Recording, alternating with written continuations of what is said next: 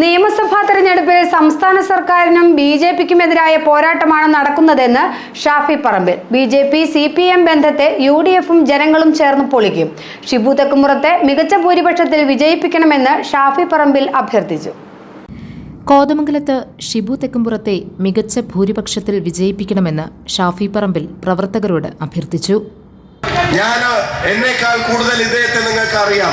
ഒരു കാര്യം ഞാൻ പറയാം, പലരും പല മേച്ചിൽ പുറങ്ങളും തേടിപ്പോയപ്പോ, പലരും അധികാരത്തിന്റെ പുറകെ പോയപ്പോ നിൽക്കുകയാണെങ്കിൽ UDFിലെ നിൽക്കുകയുള്ളൂ, നിൽക്കുകയാണെങ്കിൽ കോതമംഗലത്തെ നിൽക്കുകയുള്ളൂ. നമ്മുടെ കൂടെ നിൽക്കുന്ന ഒരാളെ നിങ്ങൾ ഇനി കൈവിടരുത്. കൈവിടില്ലല്ലോ, ഇത്തവണ ജയിപ്പിക്കൂലേ? ഷിബു തെക്കുംപുറവും എതിരാളിയും തമ്മിലുള്ള പോരാട്ടമായി തെരഞ്ഞെടുപ്പിനെ കാണേണ്ടതില്ല.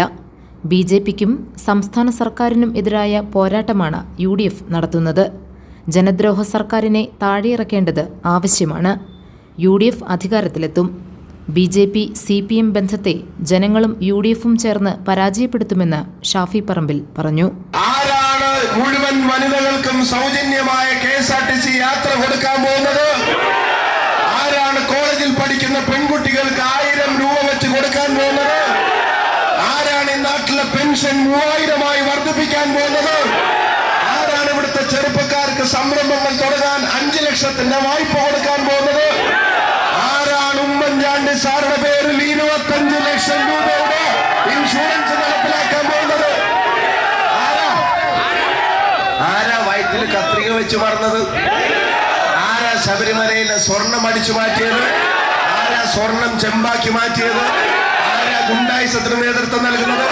ആരാ ഗുണ്ടാരാജിന് നേതൃത്വം നൽകുന്നത്? ആരാ അഴിമതി നടത്തി നാടിനെ വെറുപ്പിക്കുന്നത്?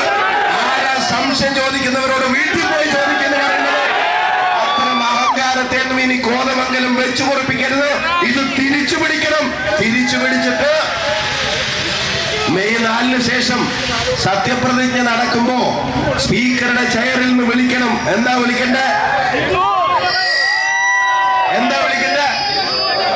സ്പീക്കറുടെ ചെയറിൽ നിന്ന് സത്യപ്രതിജ്ഞക്ക് വിളിക്കുമ്പോ പറയണം, അഡ്വക്കേറ്റ് ഷിബു തെക്കുംപുറം ഷിബു തെക്കുംപുറം പറയിപ്പിക്കോ? വാക്കാണ്, ഉറപ്പാണ്. GTV news, Kothamangalam.